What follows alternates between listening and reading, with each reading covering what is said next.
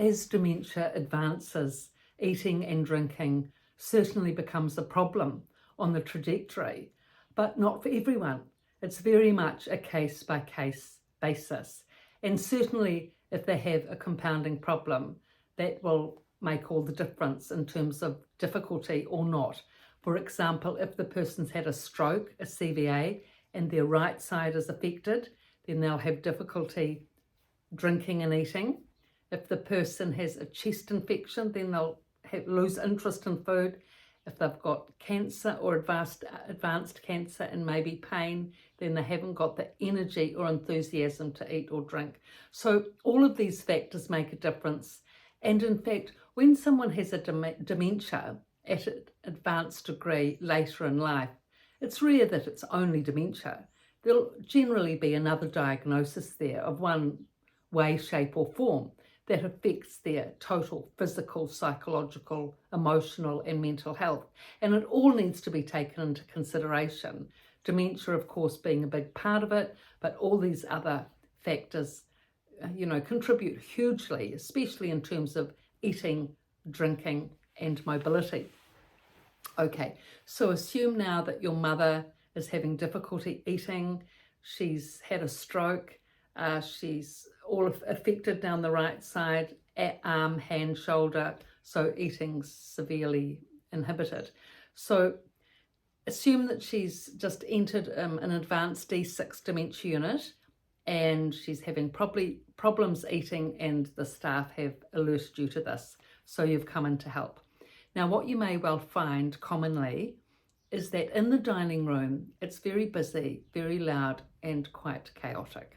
Very difficult to establish an appetite there, especially if you've got lots of other things going on that have caused a disinterest in food. So it's quite within your rights to say to the charge nurse or clinical manager, look, I'm happy to help mum with her meals. I can come in every second day at lunchtime, but I think if I can just take the tray and we can eat in the second lounge where it's quieter, that will help, because your mother then has a chance to relax, unwind, de-escalate from all the noise and stress, be with you, who has the time for her to eat her meal quietly, slowly and in comfort. Because in the main dining area, staff do their best, of course, but they're flat out, they're busy, they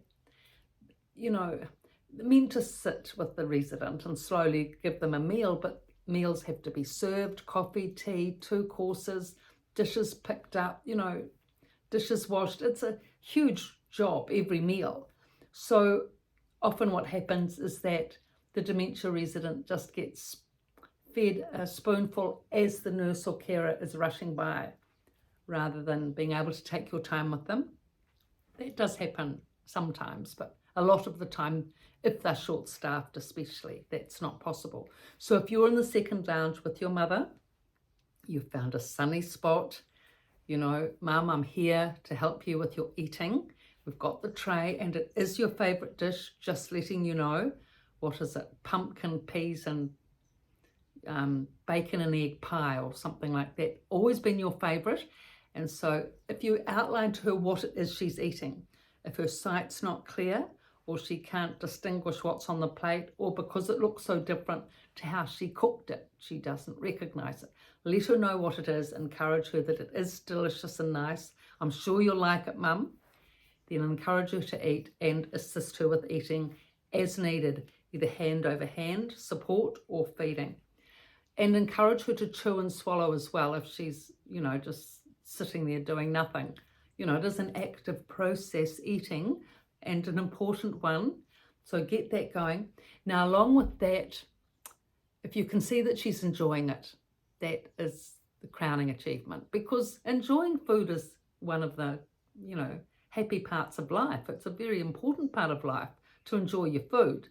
And, there's little enough happiness often for many dementia residents without food, sliding out as well. So if they get happiness from eating at something, actually dementia residents really enjoy meals.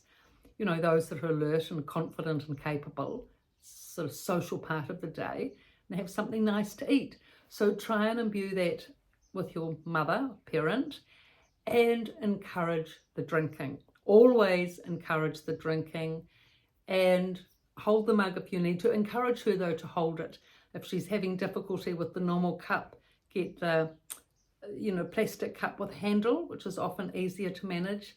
Really encourage the drinking when you're there, and make sure that you stay while she drinks it to the end. Not just say, Mum, you've got to drink this, because once you go, she'll forget and that'll be the end of it. Encouraging the drinking while you're there as much as possible. Fluids are very important. All of which I've written about in both books, Resident's Voice, Resident's Rise. Everything in the description below. Thank you for your likes and subscriptions and interest. Please pass on the links. Thanks.